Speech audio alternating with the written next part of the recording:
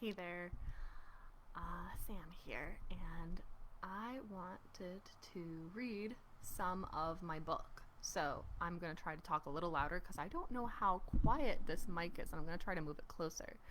Um, but it was suggested to me to do a reading for at least a portion of the book because apparently I'm one of those people with a voice that people would probably want to listen to an audiobook for, as one of my old clients has told me, and another one has told me I have the gift of gab. So might as well read the words that are right in front of me that I wrote and spent 7 months trying to perfect with several drafts over and over again.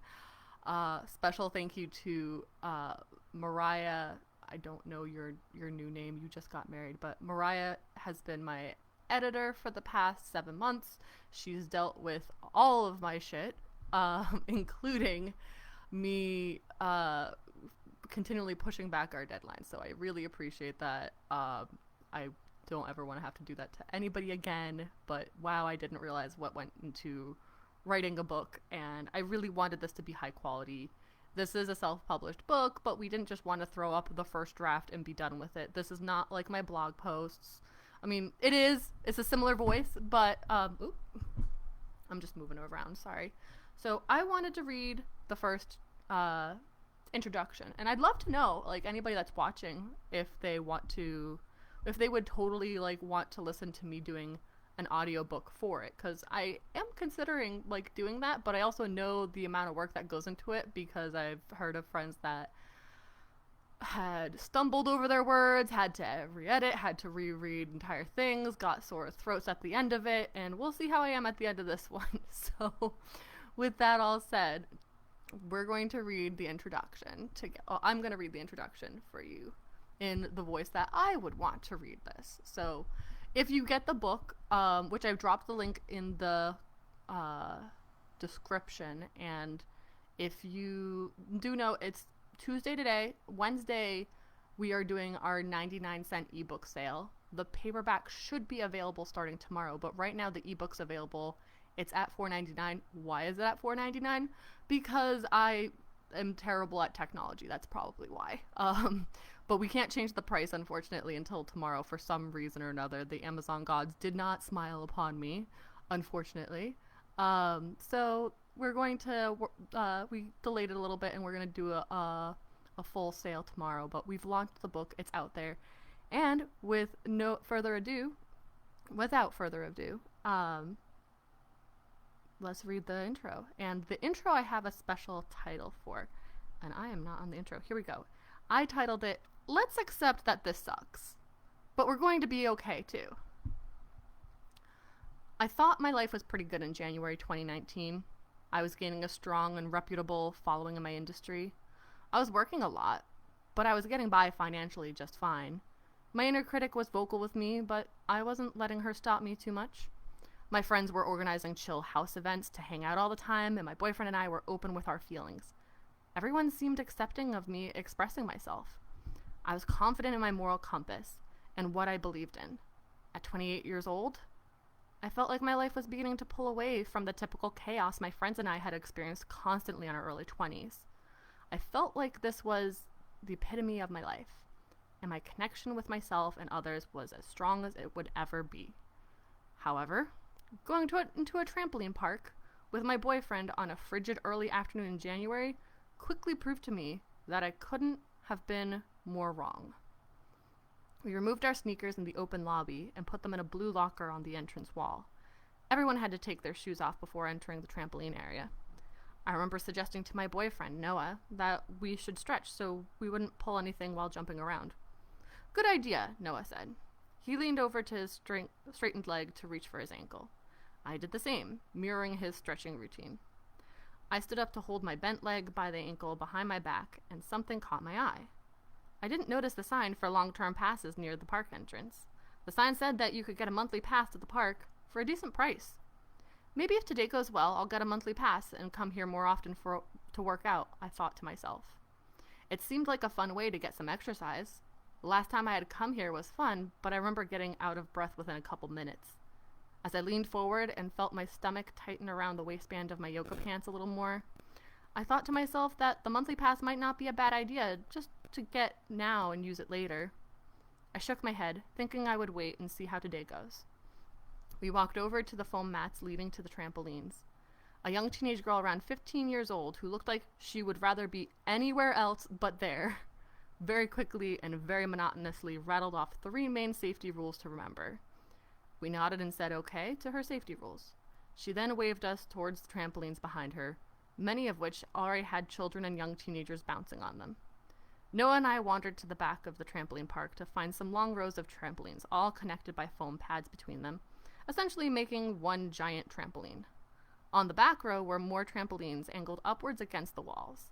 Before we made our way over to them, we saw other teenagers in the opposite corner bouncing on their trampolines, occasionally bouncing off of the vertically upwards ones and landing squarely on their horizontal trampolines. I could see Noah getting a little excited watching them.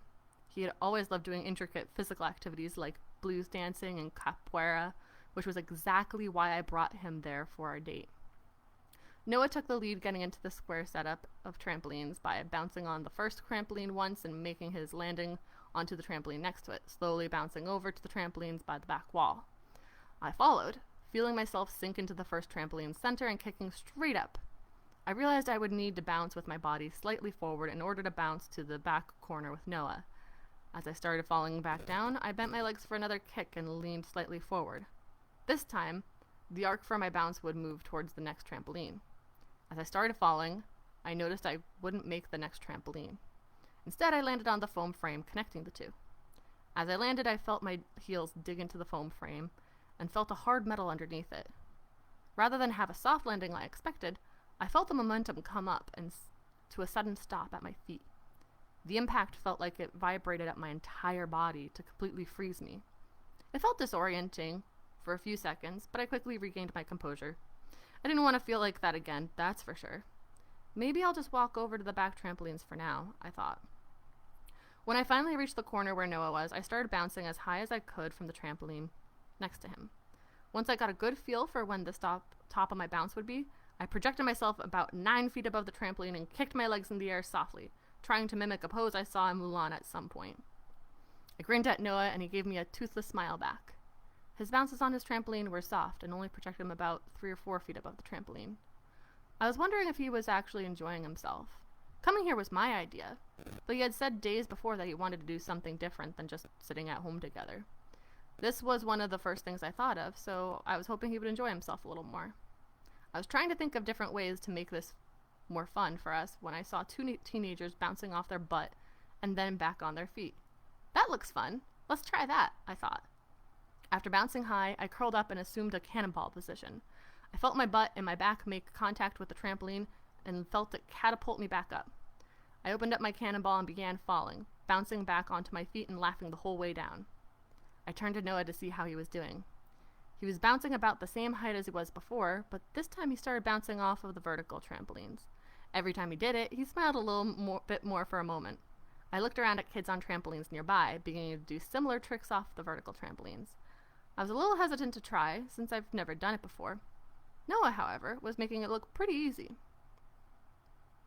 I was still bouncing high and wondering if bouncing off the vertical trampolines was something I should try. Everyone else seemed to be having a lot of fun trying it out, and even though it looked a little scary, it also seemed easy to do. Mid-bounce, I decided to go for it. That was literally the worst possible time I could have gone for it. Everyone else made it look so easy and fun. Unfortunately for me, my mind decided to go for it after I'd already jumped instead of before like everyone else, so my timing was off. Instead of landing back on the horizontal trampoline, I ended up sliding down the vertical one and not making it to the horizontal one at all. I began panicking as I realized I would probably fall on the outer foam frame instead of the trampoline. My mind flashed to that awful vibrating feeling I felt earlier. I braced myself and tried to get my feet onto that frame.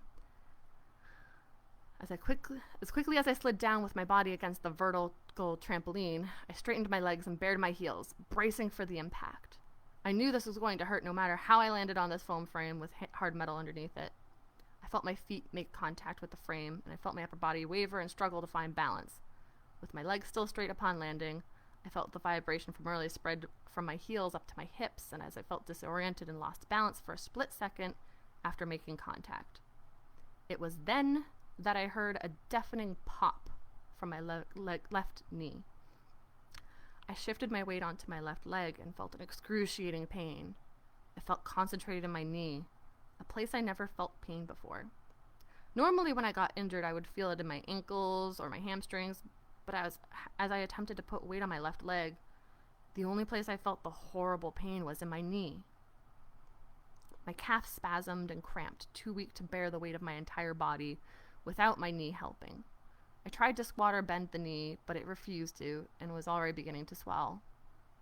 Between this pop and this 2-second realization, I panicked. I'm injured, I realized. I'm hurt. Not just a little either.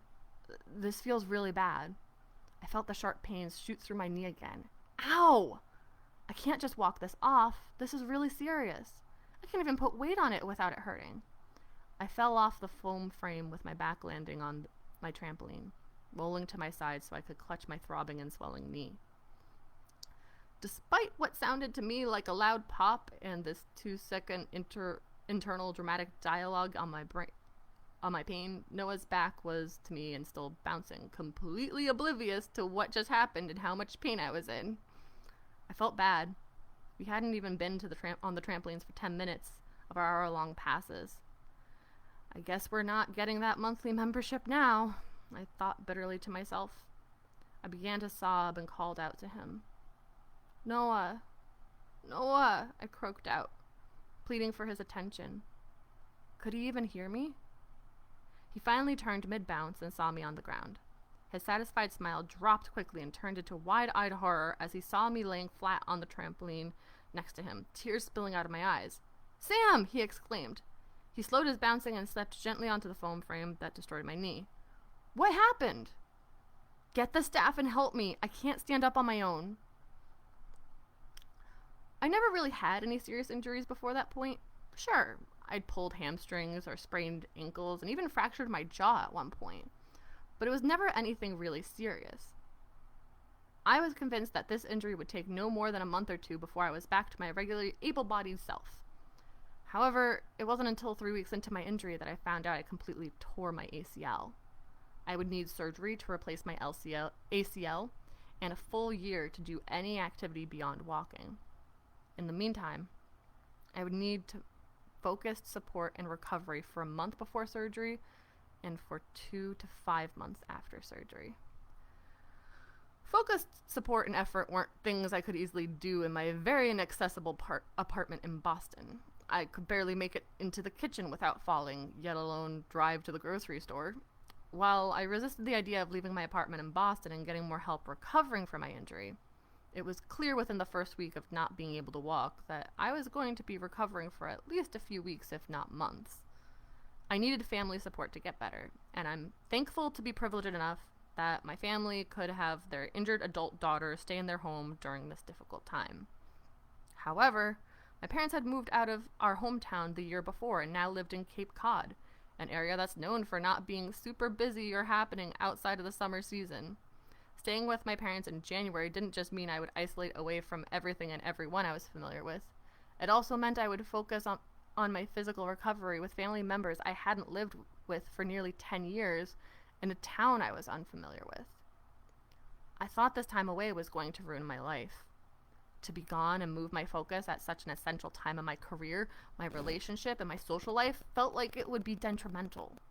My grand plans would have to be on hold until I could get better, and I felt frustrated and broken because of it. What I didn't know was that this injury and this time away from the life I knew would bring me so many essential reflections and lessons that I didn't even know I needed to learn.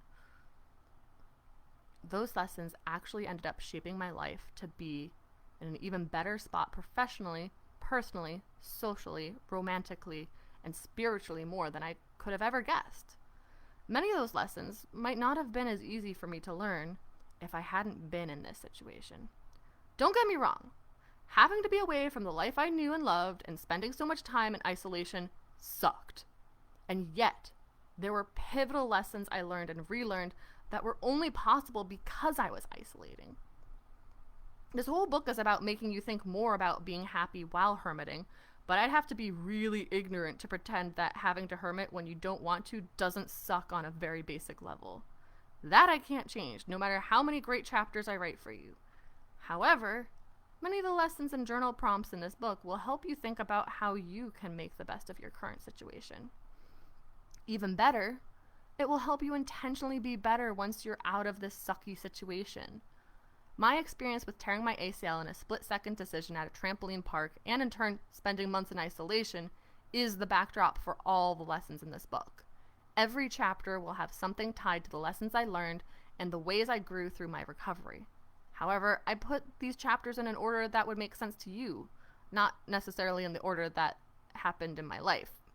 Life is disorderly and chaotic, but I didn't want this book to be disorderly and chaotic for you. I prioritized your learning each lesson over chronological order. Think of it like we're both chilling on my couch and I'm telling you a whole story and lesson in itself for each chapter. Lastly, these chapters take work. I don't expect you to plow through this book in an hour because each chapter requires you to be willing to look at parts of you that you might not have considered. Whenever you see the words journal prompts, I'll have a series of questions connected to each other to get you thinking about your own situation and how it applies to what I'm teaching you. Some exercises are quick and easy. Some are a little more in depth and might need a little more time for you to think about them. Some might make you look at parts of yourself you do or don't like. However the questions feel for you, I encourage you to at least give yourself a couple minutes to really answer each question thoughtfully. No one has to see the answers but you. So I encourage you to think about the real answers, even if you're ashamed of the answers. Let's practice that together now. And the journal prompts I have for you in the introduction is, what happened that's making you hermit right now? Are you doing it because you have to, or are you imposing it on yourself? How are you feeling about it? I assume you're not happy now, or you wouldn't be reading a book called Happy While Hermiting. But acknowledge any feelings you have right now, even the ones that feel shitty. How are you feeling about reading this book? You might feel ready, inspired, lame, dumb, excited, hopeful, pissed off, or any number of things. Go ahead and indulge writing about any of those feelings too. And that is the introduction. I hope you enjoyed listening to me read it. If you want to continue to the next chapter, which is titled, Who Do You Think You Are? This isn't a threat. It's a legitimate question. Feel free to go on and grab the Happy While Hermitting Handbook, available on Amazon, and the easy link to go get it is snugglewithsam.com/Sam's book. Thanks so much for watching, and I hope you enjoyed this. Bye for now.